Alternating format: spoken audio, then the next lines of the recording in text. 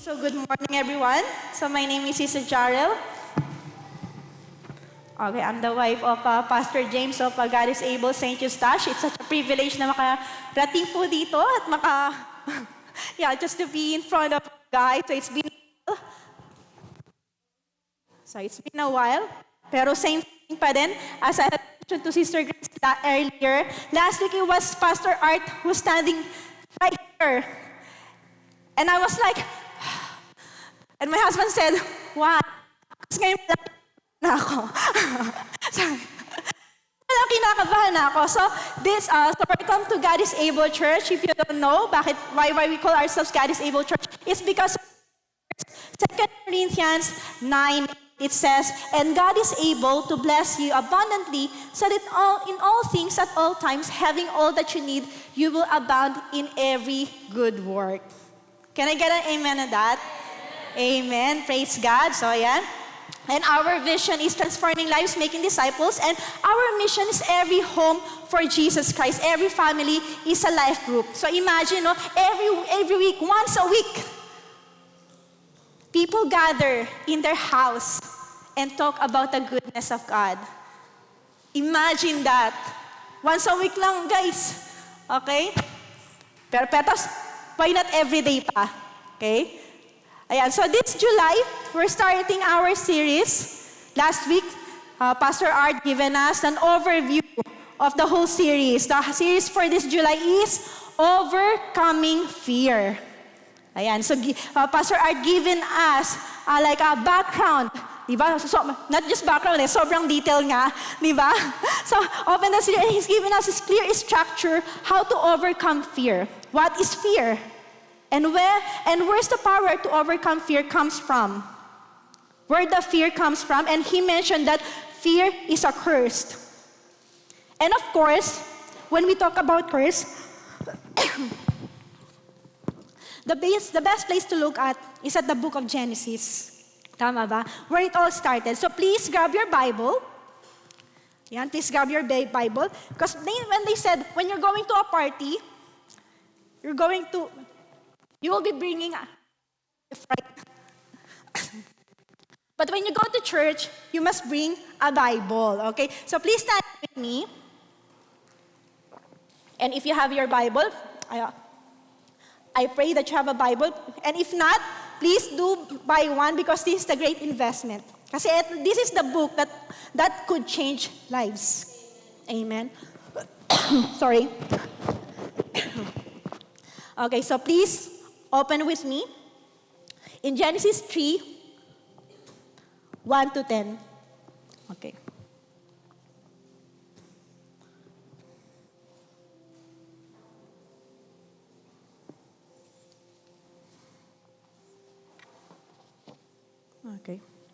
Okay, parang hindi tayo sunod-sunod. Okay, I'll be reading here. Ang slides natin ay tumatalon. Okay, nandiyan na kayo? Genesis 3, chapter 1. And until 10 po ang babasahin natin. Okay, it says here, "Now the serpent was more crafty than any of the wild animals the Lord God had made. He said to the woman, 'Did God really say you must not eat from any tree in the garden?' The woman said to the serpent, 'We may eat fruit from the trees in the garden, but God did say, you must not eat fruit from the tree that is in the middle of the garden, and you must not touch it, or you will die.' 'You will not certainly die,' the serpent said to the woman, 'for God knows that when you eat from it, your eyes will be open, and you will be like God, knowing good and evil.' When the woman saw that the fruit of the tree was good for food and pleasing to the eye, and also desirable for gaining wisdom, she took some and ate it. She also gave some to her husband, who was with her, and ate it." Verse 7, "Then the eyes of both of them were open, and they realized they were naked. So they sewed fig leaves together and made coverings for themselves. Then the man and his wife heard the sound of the Lord God as he was walking in the garden in the cool of the day, and they hid from the Lord God among the trees of the garden. But the Lord God called the man, 'Where are you?' Last verse, he answered, 'I heard you in the garden, and I was afraid because I was naked, so I hid.'" God bless the reading of her word. And so let's close our eyes and then pray once again. Hallelujah, Lord. Father in heaven, we thank you, Lord, for this beautiful morning that you have given us, oh God. We thank you, oh God, for the book of Genesis that we get, Lord, to know more, Panginoon, what is fear is all about, oh God, and what's the enemy's plot, oh God, so we could be prepared for it, oh God. And Lord, would you please give us your grace, oh God, for us to understand your message today, oh God. And Lord, let every word that be spoken in this room, oh God, fall in the heart, Panginoon, in the good soil, Panginoon, that there will be produced, Lord God, a tens and hundredfolds in our lives, oh God. Lord, salamat, oh God. Holy Spirit, have your way. Be upon us all. In Jesus' name we pray. Amen and amen. Okay, so you may all be seated.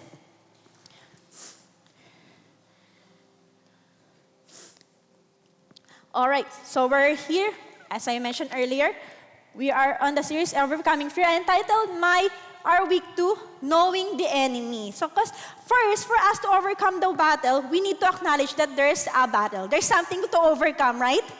Because it's hard to overcome something that is not there to begin with. Tama ba? Tama ba? Okay.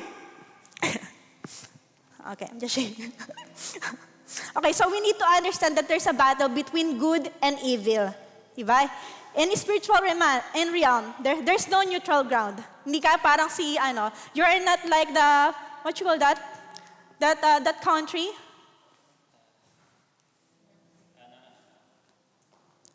Sige, let's move on because I forgot. Okay. That's parang neutral ground. Like, dito lang ako. I cannot be hindi ko siya pwedeng kapihan, di ba? Dito lang ako sa gitna. And second, we have to understand that we have a real enemy. The devil. Pangalanan natin. Di ba? So we just watched the Harry Potter. Sabi nung kapatid ko, the villain, they called it he who must not be named.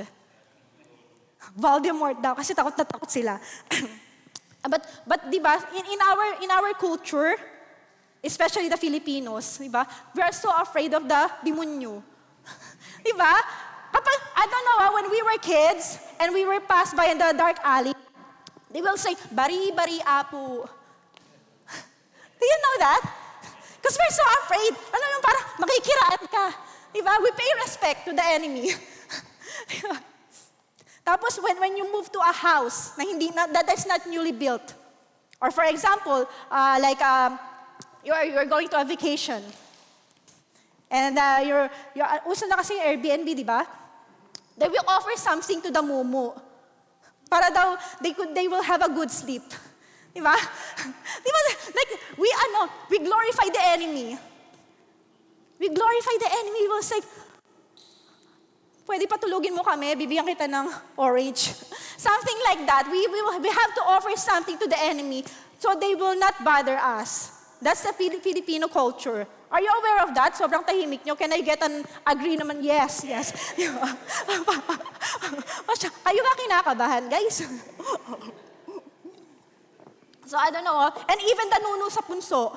Do you know the anthill? We're so afraid of the anthill. Kasi sabi, someone's residing in there. And when you kick that, your feet will get swollen. So, di ba? But here, we're not glorify the enemy. Rather, we're gonna be exposing the enemy. Right? Because for us to win the battle, we have to understand our opponent. Tama ba? Because Manny Pacquiao's game is coming, right? Yeah, so there's 2 game lang na sports lang sa Filipino, basketball or boxing. Right, so we are Filipino fanatic, boxing fanatics, all right? And si Manny Pacquiao, he's not just, alam mo yon, nagpa-practice. Hindi lang niya prepare yung physical body niya, but then he study. Di ba? His opponent. Para alam niya, kaliwete ba to, kananete ba to, di ba? He has to know the strategy of the enemy. Di ba? It's not enough that you're just prepared physically. You have to be prepared mentally. Diba? Is it a southpaw? Ano yung isang po? Orthodox daw. Diba? They have to study that. So that's what we're gonna be talking about today. Because we have to know the opponent. So background lang, before we read yung chapter 3, okay. So eto, magandang ano to ha. Isipin nyo lang. Before there's chapter 3, there is chapter 1 and chapter 2. Very profound. Okay. Okay. So in Genesis 1, God spoke. And when God spoke, it came to pass. Let there be light. And separate me from darkness. So there was day and there was night. Let there be sky, let there be sky, let there be land, let there be fish in the sea, and other animals. And he said, it was good. That was a story of creation. And then he created the man, and he said, it was very good. Diba? Galing ni Lord, no? He put everything already, bago pa niya nilagay yung tao, bago pa niya tayo ginawa. Diba? So, ganun tayo ka-special. Diba? You have a dot on the red. You have a red dot. So, doon pa lang, He already assured us that there's nothing to fear. Nothing to worry about because everything is well provided. Amen?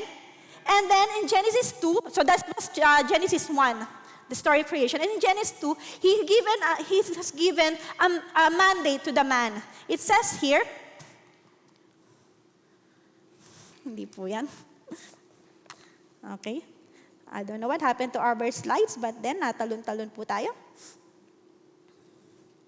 I want you to open your Bible in Genesis 2, 15 to 17.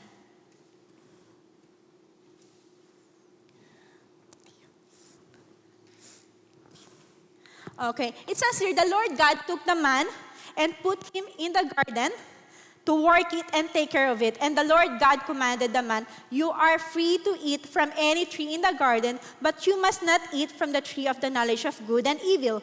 For when you eat from it, you will certainly die. Nabasa po ba natin? So that was before chapter 3, yung binasa natin kanina. Ito yung mandate ng So una pa lang, God put so makikita po natin dito that God put the man in the Garden of Eden, the best place he could ever be. Tama? Everything is well provided. There was provision. There was protection a man could ever need. So hindi niya nilagay yung man kung saan-saan lang. Tama? He didn't just put a man everywhere that God wants. But then, God put man kung saan, nandun yung provision niya, andun yung presensya niya. And then take note, sabi dito. So sa sidetrack lang ako, sabi dito, the Lord God took man and put him in the Garden of Eden to work it and take care of it. Sabi ko nga kanina, sidetrack lang ako, di ba? God call for us is to work. That means there is stewardship involved. Tama? Una pa lang ayaw ng Lord ng tamad. Tama? So, ayaw ng Lord ng tamad, di ba? So, continue tayo. So, there was stewardship involved. So, ayan, so going back to the message. And the Lord God said, you must not eat the tree of the knowledge of good and evil, for when you eat from it, you will certainly die. So there was a command given, very clear, right?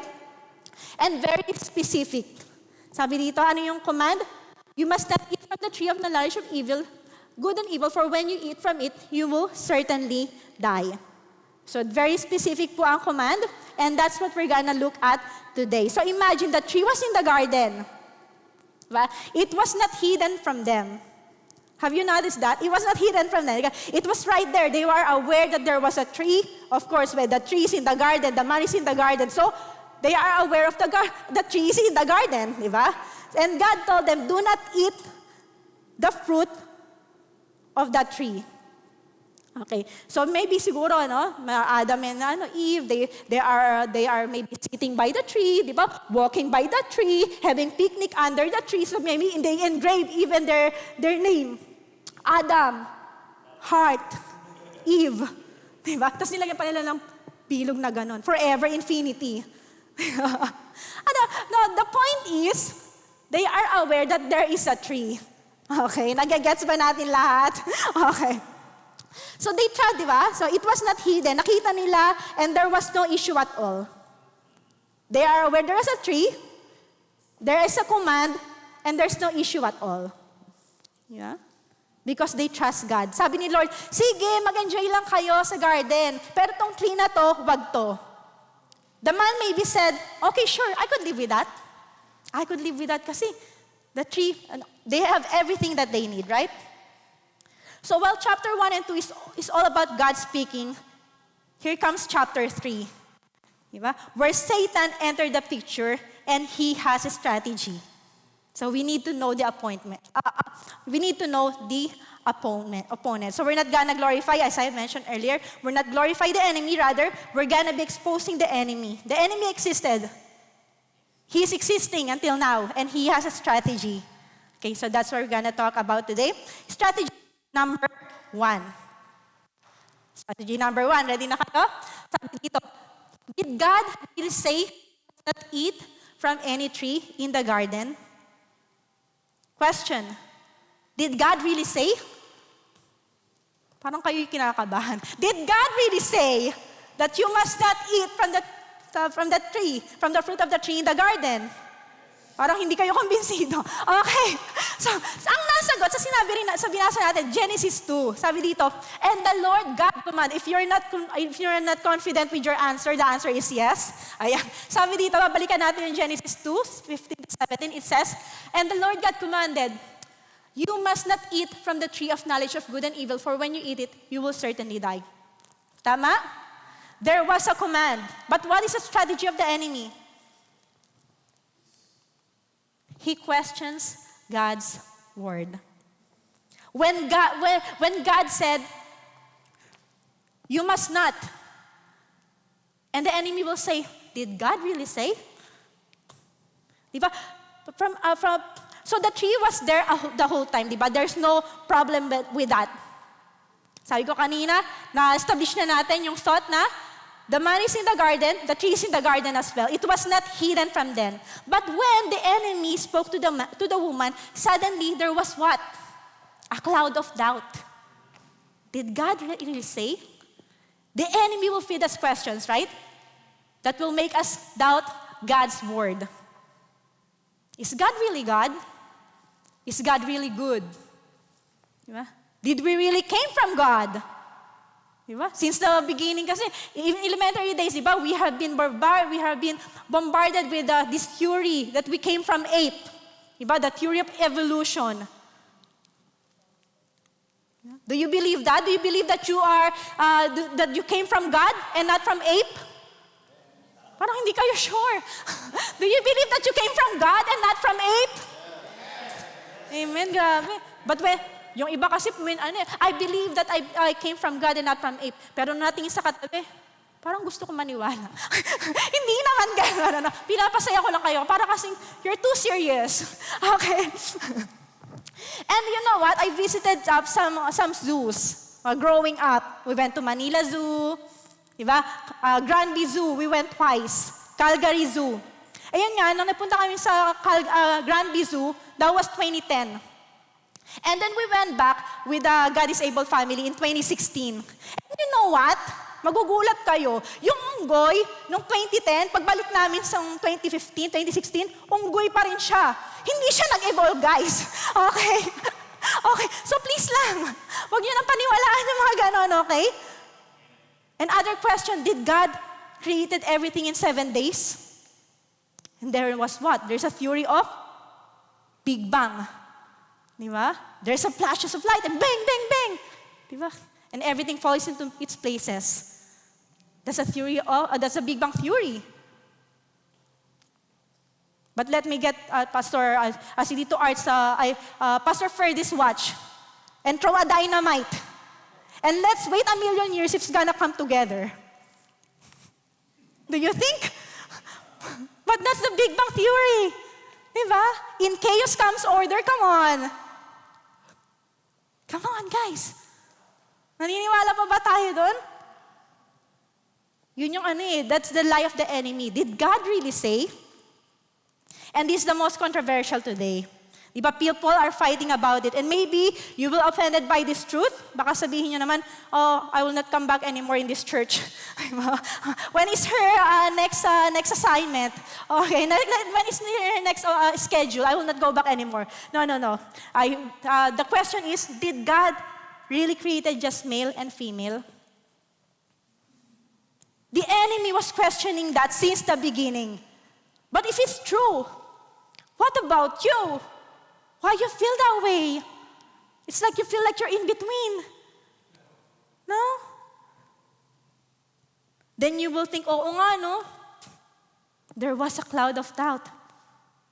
But God said in Genesis 1:27, so God created mankind in His own image. In the image of God, He created them. Male and female, He created them. There's no in between. The enemy keeps on questioning what God already established since the beginning. Tama ba yan? Basahin mo yung Bible. Diba? You read from Genesis to maps. Makarating ka na ng maps. Diba? Iba kasi Genesis to Revelation lang binabasa eh. You read from Genesis to the maps. Kasi yun yung last page ng ng Bible. Diba? There's no Adam and Steve. There's only man and woman created. Baka sabihin naman nila, sis, hindi na updated yung version ng Bible mo. Diba? But sabi sa Bible, the Bible said, heaven and earth will pass away, but my words will never disappear. Matthew 24:35. Diba? So what else? Ano pa yung question ng enemy? Giving. Is it true when you give, you will be blessed? Did God really say? That's the enemy questioning you. Forgiveness. Is it true if you forgive, you will be set free? Napapaisip na kayo ngayon, ha? Diba? Sounds familiar, right? Dati na yan, sa garden pa lang, diba? Questioning God's word. Every time you take a hold of God's word, the enemy will question it. It will challenge you. Okay pa tayo? Okay, let's move on. Number 1 pa lang po tayo. Strategy number 2. Sabi niya, verse 4, nasa chapter 3 pa rin tayo. If you're following it, you could highlight it and just review it, para makapagnilay-nilay later. Sabi dito, you will not certainly die, the serpent said to the woman. But in Genesis 2, verse 17, ito, for when you eat from it, you will certainly die. But the serpent says, you will not certainly die. No, the serpent says, no. You will not die. So the strategy of the enemy is, he opposes God's word. So from the very beginning, the enemy opposes God's word. Diba? He denies God's truth. Challenges God's promises to you. So when God said, do not eat from that tree because you will die, the enemy will say, no. You will not certainly die. When God means protection, the enemy is teaching about rebellion. Of course, they did not die physically, but spiritually, as we all know it. So the enemy's strategy in your life is to oppose God's promises and His word in your life. He's opposing it. Kulang ang biyaya ni Lord. Kaya kagatin mo na yung part-time na yan kahit Sunday. Diba? He's opposing it. Diba? Kulang yung biyaya ni Lord. But God said, He is our great provider. Hindi ka ganun katalino. You are not that smart. So just quit whatever you're doing. Earlier, we're on our way here. I was still studying. And my husband rebuked me. Sabi niya kasi kanina, baka masobrahan ka nakaaral. And my flesh was like, you don't know what it's like to have 5 kids. I'm not that sharp anymore. Alam mo yun, I want to retaliate. But I said, okay, Han. Yes, Han. So I put down my notes. Okay? And then, interact with my kids habang papunta kami dito sa church. Diba? But God will feed you the enemy. You're not that smart. But you know what God said? James 1:5. If anyone of you lack wisdom, ask. Ask. Okay? Wala ka ng future, sablay ka. Diba? Sumablay ka na, hindi ka na magbabago. Sabi ng kaaway. But God said, if anyone is in Christ, he is a new creation. Tama? You are God's workmanship created to do good. Hindi porke sumablay ka, nagtapos na yung buhay mo. Amen ba doon? So ganun, yun yung strategy ng kaaway. Lagi na lang opposes God. Oh, God already given us the do's and don'ts. But He will still oppose. You will not certainly die. Diba? What else? Sagutin mo na yung magulang mo yan. Kasi sumusobra na yung magulang mo na yan eh. Diba? Sumusobra na siya. But God said, honor your mother and father. Diba? Eto matindi in the church. The lie of the enemy. Akuin mo na lahat ng trabaho sa ministry. Kasi ikaw lang naman yung magaling. Kapag pinagkatiwala mo sa iba yan, sasablay yan. No? Diba? That's the lie of the enemy. Akuin mo lahat. Magpabibo ka. Pag iba na yung gumagawa, hindi mo maaabot yung standard, hindi mo kasing galing eh. Tama ba? Tatawa lalo sa music ministry, ano? May mga ganun eh. Akuin na natin lahat. Tayo lang naman ang magaling. Diba? Kahit na para smooth, para perfect yung tugtugan. But Romans 12:4-5 says, God says, for the body is not one member, but many. Tama? So truth is, it's a matter of trust. Are we gonna believe God's word or the lies of the enemy? Ang dami. Alright, so excited na kayo? Okay pa tayo? Kapit tayo sa bangko. Okay, medyo mabigat-bigat to. Okay. Number 3, sabi dito, for God knows that when you eat from it, your eyes will be opened and you will be like God, knowing good and evil. Balik tayo sa mandate. Genesis 2:15-7. And the Lord God commanded the man, you are free to eat from any tree in the garden, but you must not eat from the tree of the knowledge of good and evil. For when you eat from it, you will certainly die. Meron bang sinabi that you will be like God? Or when you eat from it, your eyes will be open, you will be like God, knowing good and evil? Wala, di ba? Satan's strategy is to lie. So that's the number 3. He lies about God's word. Di ba? Twisting it according to your convenience, di ba? Adding is a lie. Maybe you will say, oh, I was just being creative. I add a little. Yeah. But no, when you add and subtract, it's not the truth. It's a lie. Okay? So there's no white lie or black lie. There is a black guy, maybe, or white guy, but there is no white lie or black lie. Okay? But we love to put colors in any lies. I don't know why. Okay? So sabi niya, you will be like God. Dinagdagan niya. Because that's what he actually want from the very beginning. He want to be like God. But come to realize, what Satan is offering is already theirs in the first place. Have you think about that? Because of their relationship with God, they are His sons and daughters. Tama? You have the DNA of God. So the strategy of the enemy was to lie and giving us presumption that God withholding something good from us. Diba? Satan wants us to think that God is withholding good from us. The truth is, God is not withholding anything good from us. It's the lie of the Satan that holds us from the great things that we're supposed to have from the beginning. Kaya he's feeding us with lies. Diba? There's more blessing if you work extra hard. Na parang si Lord, alam mo yun, parang nagkukulang yung gold bar sa heaven, kailangan mo magtrabaho. Kailangan mo magtrabaho, diba? 24/7, you have to work extra hard. We take matters into our own hands. OT pa more. Diba? Part-time pa more. Diba?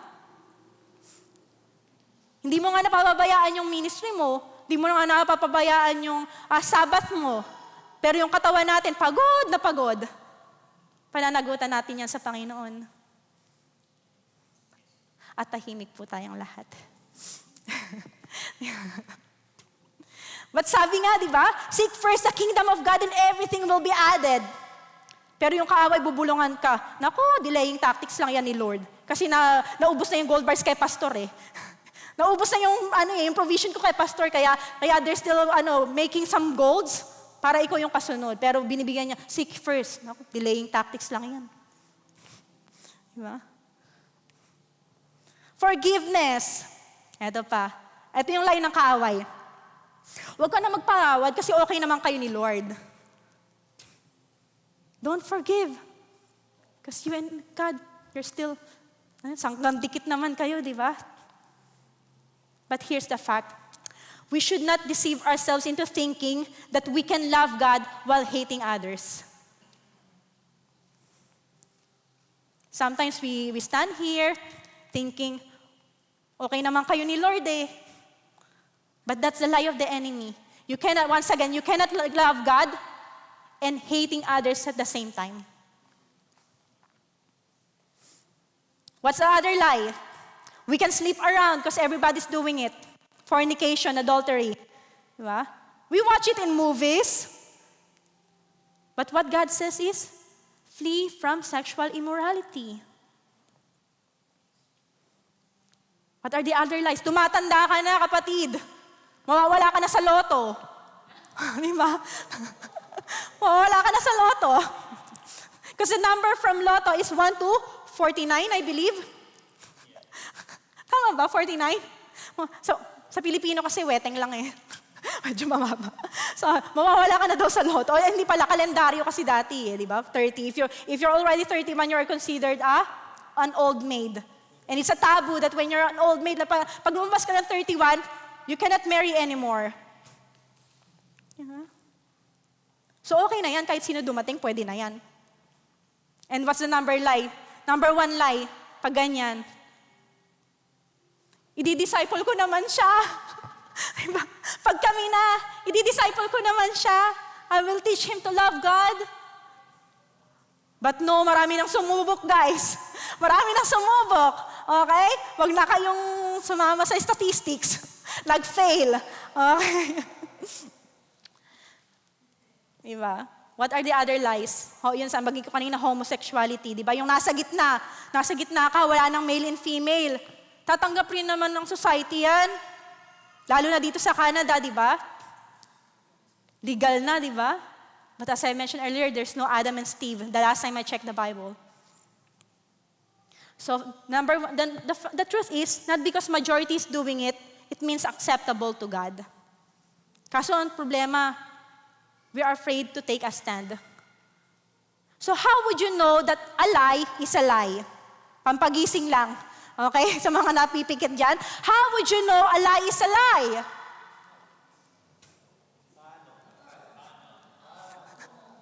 Okay, of course, the answer is when you know the truth. Diba? Diba? But the problem is, we take everything without filter eh. Diba? Lahat nilulok natin parang pagkain. Diba? We are confused which is which. We don't know which is lie, which is the truth. Problema, kinain na natin lahat. We cannot identify anymore. Wala na tayong filter. So that's a lie of the enemy. Diba? He's making something up. Like telling you, you don't have it yet. So you work it with all your might. Diba? But always remember, if we are in Christ, we have everything we need already. Don't believe that there's something more apart from God. Diba? There's something better. Diba? No. Don't believe that the lies of the enemy. Diba? There's nothing good. I will tell you this. There's nothing good outside the will of God. Can I get an amen? There's nothing good outside the will of God. Diba? Maybe you will say, sana tinanggal na lang yung puno ron. Diba? Sana tinanggal na lang yung puno ron. I hope the tree, they put it away. Para hindi na tayo nagkasala. Robot na lang. Diba? Don't look at the tree. Diba? Alam mo yun? Or sana, I hope, nilagyan na lang ng barbed wire ni God yung tree, yung fence. Parang, yung fence nilagyan ng, para may electrocute ka. Diba? Tapos paghawak mo, don't look at the tree. Diba? Sana robot na lang, pero sana ginawa lang tayong robot ni Lord para hindi na nagkamali. Diba? Tapos pag naging robot naman tayo, pambihira! Wala nang choice. Saan lulugar si Lord? Kainis mo yun eh. No? Diba? Saan lulugar si Lord?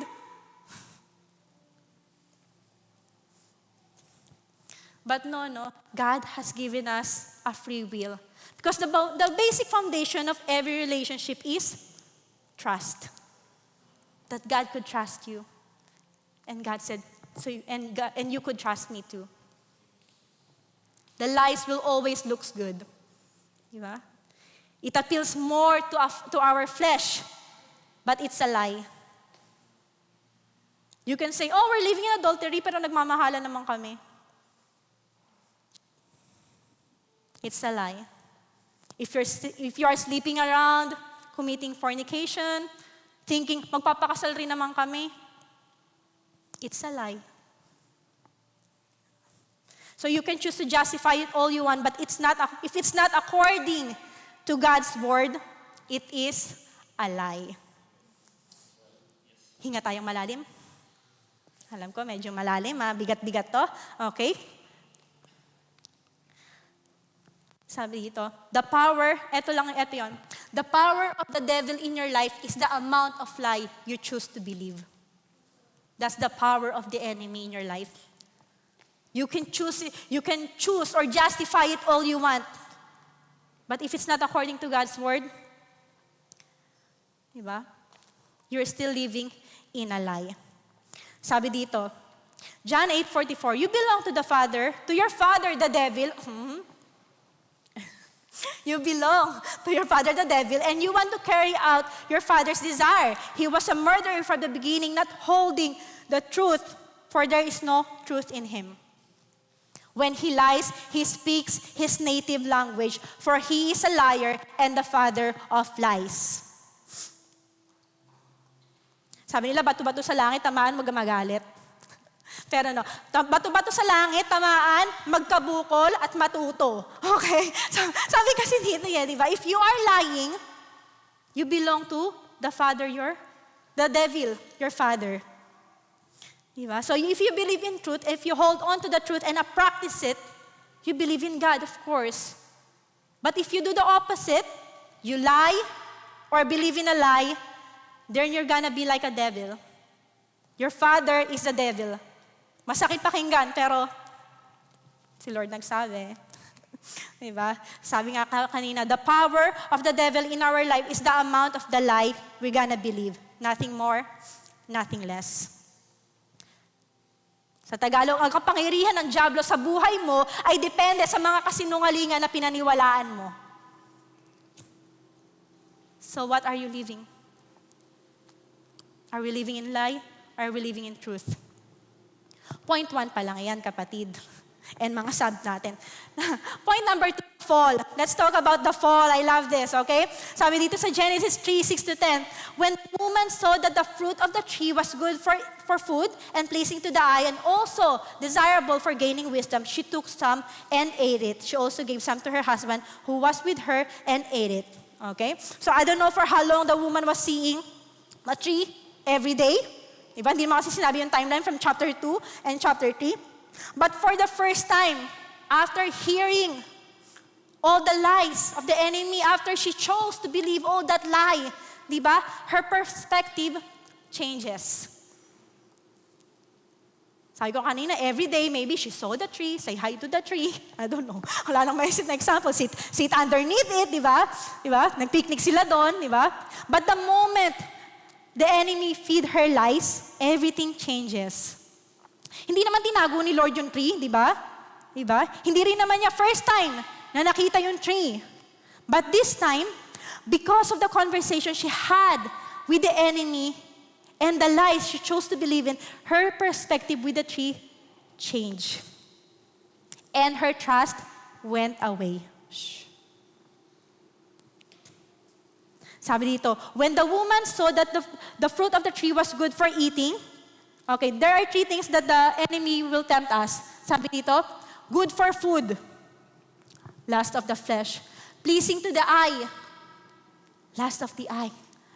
Diba? Also desirable for gaining wisdom. What's that? Pride of life. Diba? Because when the enemy puts you into that lie, he tempts you in three aspects. Lust of the flesh, lust of the eyes, pride of life. Laman, mata, at yabang. Ba't ka hook sa pornography?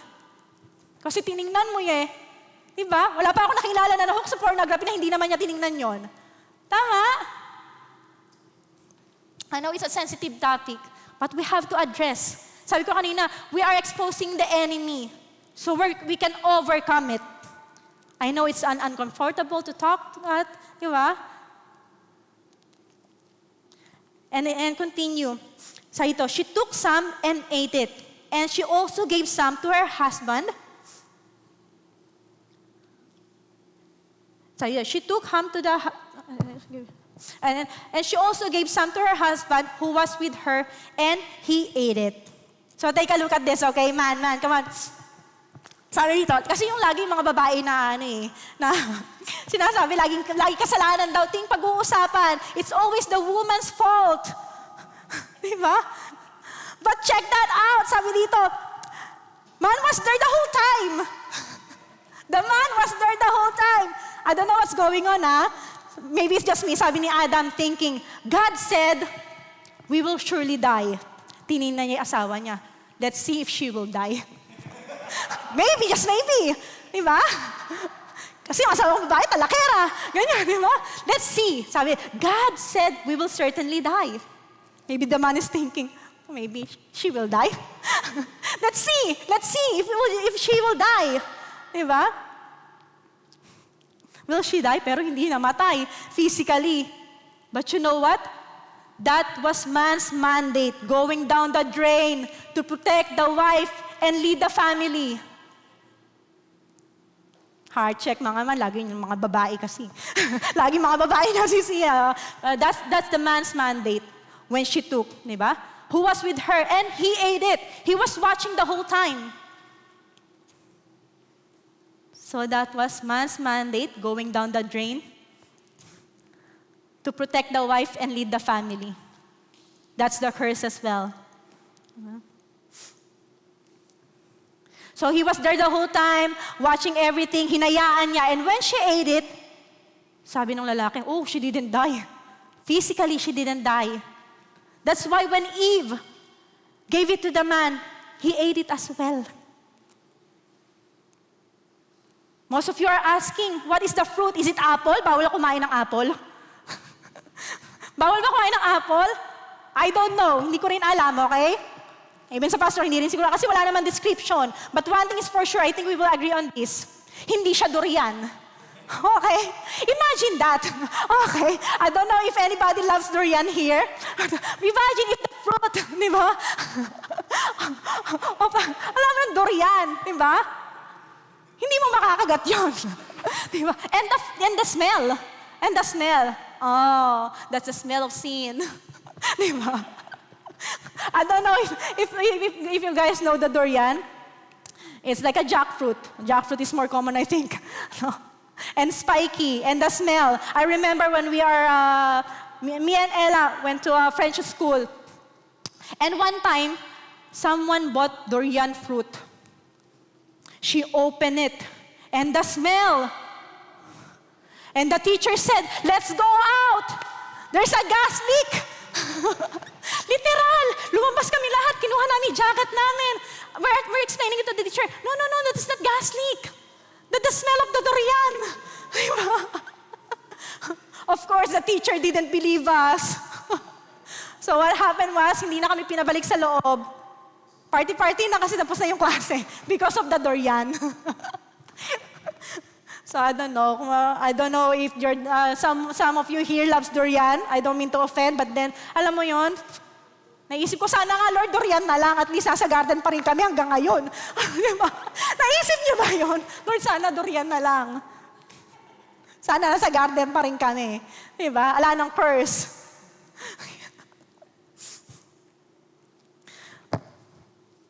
But look, there's no problem with the tree and the fruit. The problem was with their disobedience. So they sinned.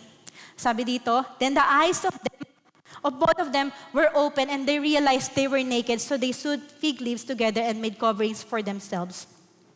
So there is when we sin, when we disobey, we choose to rebel against God's word. And you know what? There is a result. Di ba? May epekto yung kasalanan. Akala mo you're playing with sin, you can get away with that. Just look what happened to them in chapter 7 to 10. It says, then the eyes of both of them, sabi ko nga kanina, they sewed fig leaves together and made coverings for themselves. And 8, then the man and his wife heard the sound of the Lord God as he was walking in the garden. It's so cool, ano? God is just walking in the garden. And they hid from the Lord God among the trees of the garden. But the Lord God called to the man, where are you? Where are you? So balik tayo sa ito. So then they realized they were naked, so they sewed fig leaves. So ano yung epekto? Sabi dito, and they hid. So andun yung epekto ng kasalanan, ano? They heard for the first time. And they heard God. Hindi the first time narinig si God, di ba? But the first time, they were hiding. Because that's the sign that the relationship has been severed. Nagtago sila dahil may kasalanan. Kaya kung sinasabi mo na Christian ka, disciple ka na ni Jesus Christ, ba't ka nagtatago? Ba't tayo nagtatago? Why are we hiding? Because we know deep inside us there's sin. But the Lord God called the man, where are you? Alam naman ni Lord, asan sila? Diba? He is all-knowing.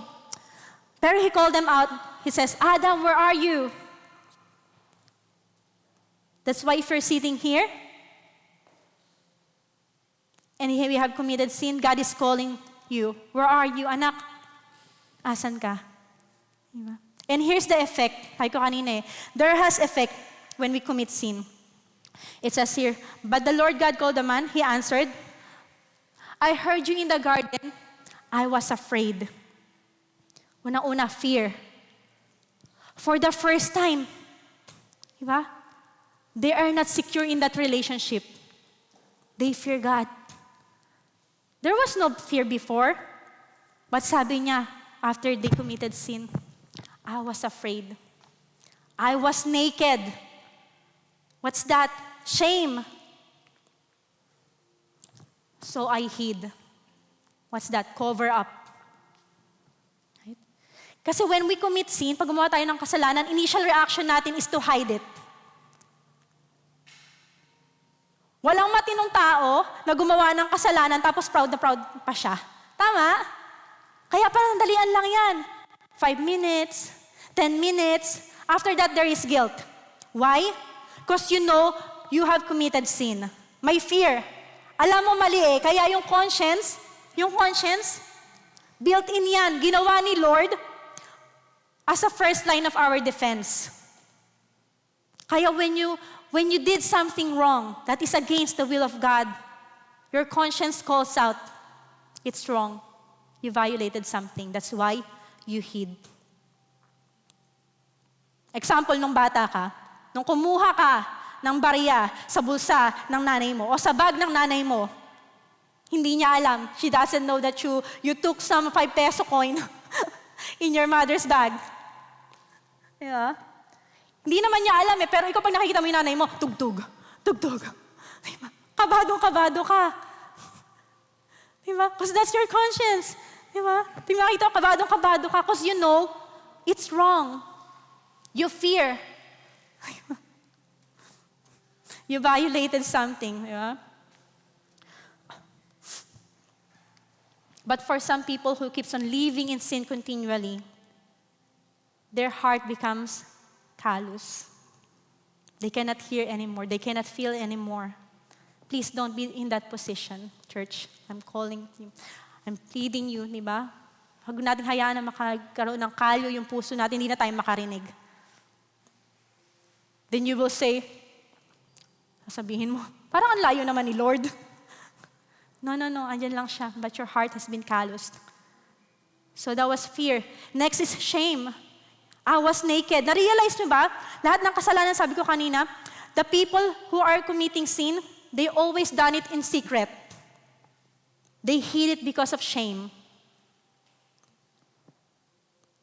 Pag nag-hold up ka ng bangko, di ba normally, just to lighten up, pag nag-hold up ka ng bangko sa mga movies, di ba laging may cover? Kasi nakakahiya pag nakita sa CCTV, oy, ako pala yun. Di ba? Nagnakaw ako sa bangko. Di ba? And when you commit adultery, fornication, pag nagnakaw ka, walang sumisigaw na, I committed adultery today. Yes! Wala. Kasi, hindi ka nakaka-proud, di ba? Sabi na, sumakses ako today. No, di ba? Because the moment you finish the act, you feel ashamed. So cover up. Eto, so I hid. Sabi nga kanina, cover up. You justify. Pinilit lang naman niya ako. It's not even my idea. I was just a victim. But if you participated, it's a sin. Diba? Sin is a sin. Diba? As we always hear, you can choose your sin, but the consequences, you cannot. And here's another lie that people believe. It's just me. I'm committing sin, and people will not get affected by my decision. It's a lie. Because whether we like it or not, the people around us, the people who loves us, will get affected. The people who cares for you will be affected. Your parents, your children, di ba? They will be affected. It's not just about you. Don't believe in the lie of the enemy, di ba? Ako lang naman to, pakinyo ba? Ako lang naman to. That's the lie of the enemy. Di ba? That's why when you do something that is against of yung gusto ng parents mo, right there and then, after you commit sin, naiisip mo sila. Tama, you're thinking about them because they will get affected. So here in Canada, I'm not sure if you're aware of it, mauuna yung asawa, minsan lalaki, minsan babae, sa tagal ng proseso ng pagka-PR, nakahanap na ng iba. Madaming story ang ganyan, even when we went to Calgary, magmi-meet na lang sila sa airport. It's so sad. Magmi-meet na lang sila sa airport at sasabihin nung nauna na dito, kasi nakakilala na siya ng iba, they will say, isipin mo na lang, tulong ko sa'yo, naging PR ka. It's so sad story. But it's a true story. It's happening. Adultery is rampant. So same story. Nakakalungkot. Di ba? So, iniwan mo yung pamilya mo sa ibang lalaki o sa ibang babae, then you will think, or umaasa ka, mamahalin naman ako ng mga anak ko. That's the lie of the enemy right there. Di ba? Iniwan mo yung pamilya mo para sa iba.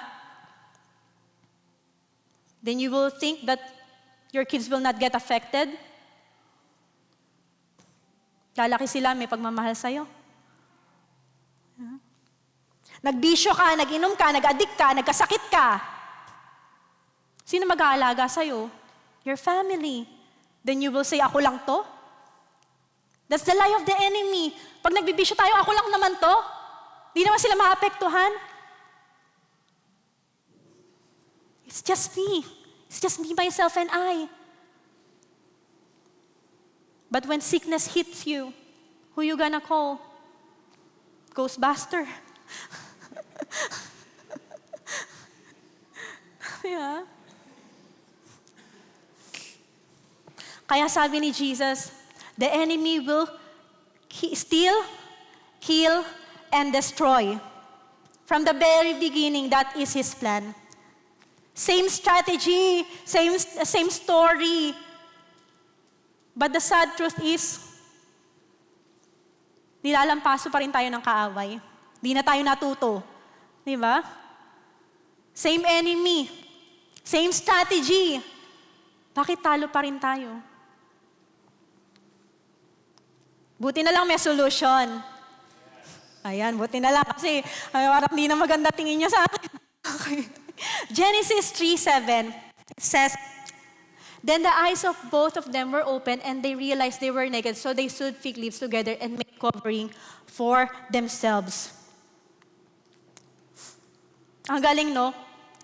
May solution tayo after that fall. Kasi kung iniwan tayo ni Lord ng ganon, kawawa naman tayo. But thank God there is a solution. Diba? Do you wanna know the solution? Do you wanna know the solution? Okay, ayan. So sabi nga sa 7. So ayan, nung nagkasalan sila, sabi nila, we're gonna do something about it. And this is the man's effort to cover their sin. We gonna cover ourselves, di ba? Nagtahi sila ng fig leaves. When I searched the fig leaves, hindi siya ganun kalaki. So imagine the effort. Imagine the effort. Di ba? They gonna cover themselves because they were ashamed. They were naked. Di ba sa loob-loob nila, di ba? I hope this is enough. I hope this is enough. So gumawa sila ng damit. Na-imagine nyo ba yun? Gano'n yung effort? Napakadaming leaves siguro, no? Naisip ko nga parang napakagaling naman nila, nakagawa sila ng pantaas sa pambaba, sa fig leaves, di ba? Pero yun nga sabi I hope this is enough. Di ba? Kung naisip niyo ba yun? Sana dahon man lang ng gabi, malaki-laki. Pero, baka diba? Pero at least, it cover mga 4 leaves lang siguro, covered ka na. But no, imagine the effort. Diba? Tinahi nila yun, sinusi nila yun. Diba? Tapos, that's the man's effort eh. They're doing everything feeling nila, ito yung the best ko, cover ko yung sarili ko ng leaves. Na-imagine nyo pa, pag summer, natuyo yung dahon-dahon. Delikado tayo dyan, magkakasilipan pa silang gano'n. Natuyo eh. Diba? Naisip nyo ba yun? Ako lang yata nakaisip. Kasi parang use your holy imagination. Tapos, kapag natuyo na naman yung dahon, gagawa ka na naman ng panibagong dahon. Diba? Magtatahi ka na naman. Yeah. But God said, no, that's not enough. I have a better plan because my way is better. So here is God's solution. The Lord God made garments of skin for Adam and his wife and clothed them. And he said, this is God's plan of redemption from the garden. Pinakita na niya from the garden pa lang, connecting to what Jesus Christ has done for us. Because from that day, God already had a plan of redemption. Nakikita niyo na ba saan papunta yung story? Because that's how much God loves you and me. Sabi nila, I'm gonna do something about my situation. I'm gonna cover myself. But God says, no. That's not enough. Because my way is better than your good works. A lot better. So here's the solution. Sabi nga ni God, the Lord God made garments of skin of Adam for his wife and clothed them. Sabi nila, I'm gonna clothe myself, but no, I'm gonna clothe you. But this time, I'm gonna clothe you with garments of skin, an animal skin. Ibig sabihin, there's gonna be a sacrifice for you to be covered. A sacrifice has to be made. A shedding of blood needs to happen. So sa garden pa lang, God already showed us a picture of what will Christ do for us. Because when Jesus was walking, sabi ni John the Baptist, behold, they saw, sabi dito sa John 1:29, the next day he saw Jesus coming toward him and said, behold, the Lamb of God who takes away the sin of the world. That is Jesus Christ. That's Jesus our Lord. He committed no sin. He is perfect. That's why when he was hung on the cross, he said, it is finished. It is finished. Everything that had happened in the garden, he fulfilled.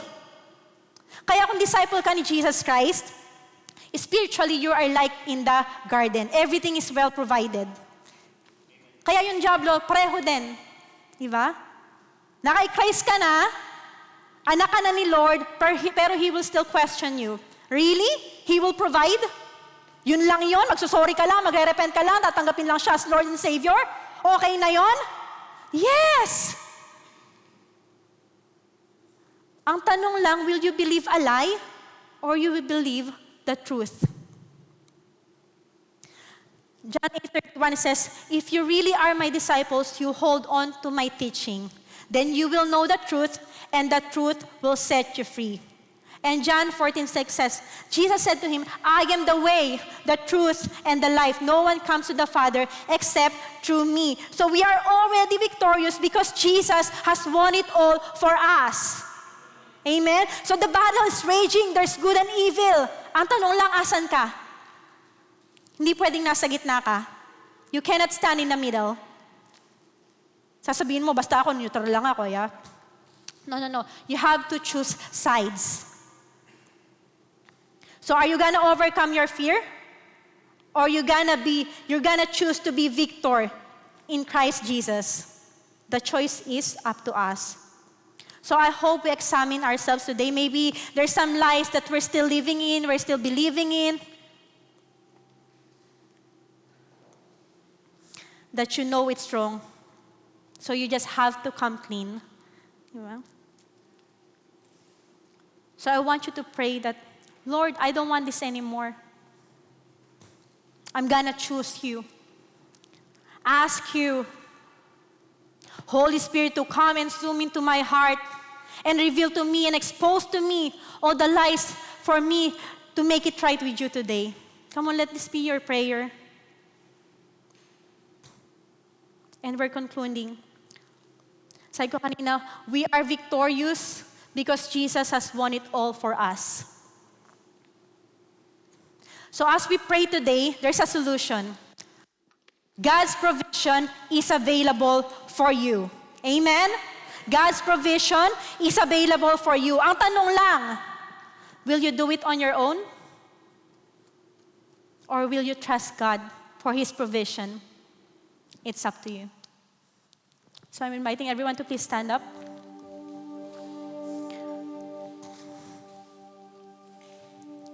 I just want you to take a moment, pause for a while, for all the things that we have talked about this day. And just meditate. What are the lies that you're still holding in your life, that you are choosing to believe in?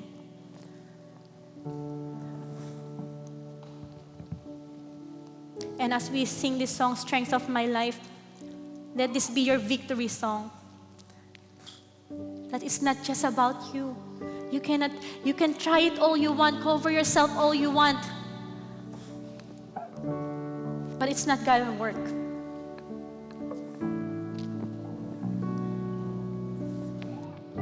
You're the strength of my life, Lord. And so, I believe as you heard the message today, what may come my way, God is speaking something into you your heart. are the strength of my life, Lord. I'm holding Just think about those on to things. you. And just declare that, Lord, you are the strength of my life. I'm holding on to you, God. Lord. So all heads down and eyes closed. Please no looking around. It's gonna be between you and God. I know God is speaking to us and exposing some stuff. Because that's the whole heart of this morning. To overcome the fear of the enemy and overcome the lies na gusto niyang paniwalaan mo. And to expose that lies that we're living in. For us to see what we need to see. And when you see it, I know it's not gonna be easy. But one thing is for sure, God's provision is available for you.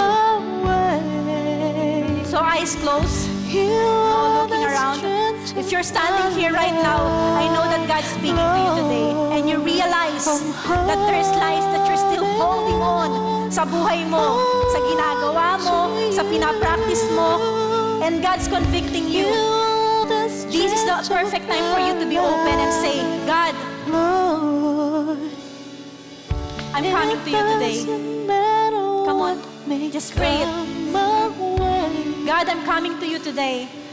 Here are the lies of the enemy. I don't want this anymore. Lord, I don't want this anymore. If that's you, everybody has eyes closed. So if that's you, please raise your hand. If God is convicting you today, no pretensions anymore. If that's you, raise your hands and we're gonna pray for you. Come on, just raise your hands. No more struggling. No more lies. Yes, thank you, Lord. Just come to God. Diba? No more justifying, no more pretending. And as though you're lifting up your hands today, just said, Lord, I'm choosing your side today. I don't want to be in the middle. You're saying, God, I'm choosing you. I'm not choosing this lie anymore. Come on, just speak. For some of you, maybe you have to speak it. Lord, come on. I'm choosing you. Say, Lord, God, I'm choosing you today. Forgive me. Forgive me, Lord. Come on, just ask forgiveness. Thank you for your truth, oh God, that I heard today. Indeed, the truth will set me free. So, Lord, thank you. And for some of you, you are lifting your hands because you need to repent.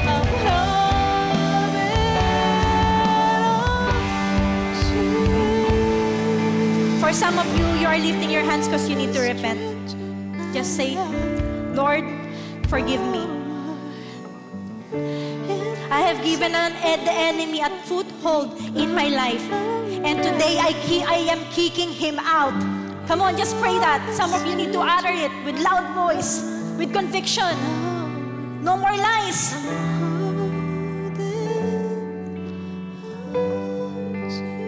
Lord, I'm making a decision to obey you, to trust you. Come on, just pray that and follow you. Lord, I'm lifting up my hands because I'm saying, I'm surrendering. Because this is the only surrender that you're gonna win. Most of the time when you surrender, you will lose. But this time, when you lift up those hands and surrender, you will win. I guarantee you, you will win. Sabihin mo, Lord, I'm surrendering to you today. The truth that I see is challenging and difficult. But give me the grace to obey. To obey today. Come on, declare it with your mouth. You've already heard all the lie. The lie so much every day is feeding you. This time, this time you say, God, give me the grace to obey your word, no matter how difficult it is. Tulungan mo ko, Lord, because I don't want to live in this lie anymore and believe this lie anymore. Panginoon, tulungan mo ko. Come on. Just ask God. So, Lord, thank you. Maraming salamat. Thank you for setting us free today. Thank you, Lord, for revealing to us that the enemy is true, but you are a lot more powerful. And we have nothing. We have nothing to fear because you have made us victors through your Son, Jesus. We are more than conquerors in Christ. If God is for us, then who can be against us? So, Lord, we declare that today, over the lives of these people, maraming salamat dahil mahal na mahal mo sila. You love them so much. That's why you're speaking to them today. You're showing the lies because you have so much prepared for them. Then it's after them because there's so much ahead. And thank you, Lord, for letting them see that today. And lastly, if you are here and maybe you haven't surrendered your life to the Lord, I think that the first step to choose side, whom you gonna serve and whom you gonna believe. If it's the first time you're hearing it, I believe there's no accident.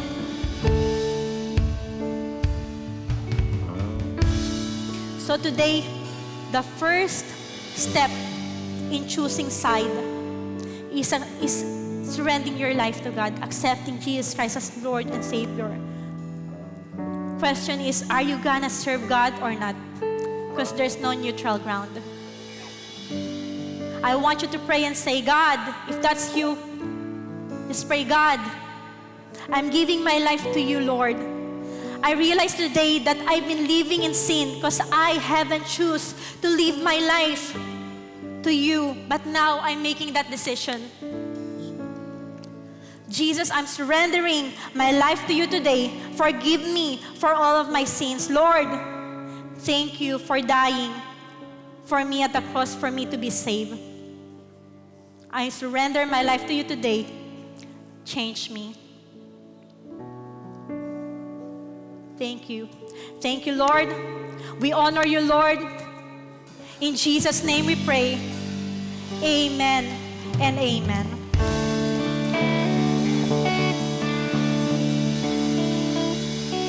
Yes, amen. Thank you that you revealed the truth, God, and this we receive freedom from you, and we will see freedom. Lord, we declare that what we receive cannot be taken away from us. Amen.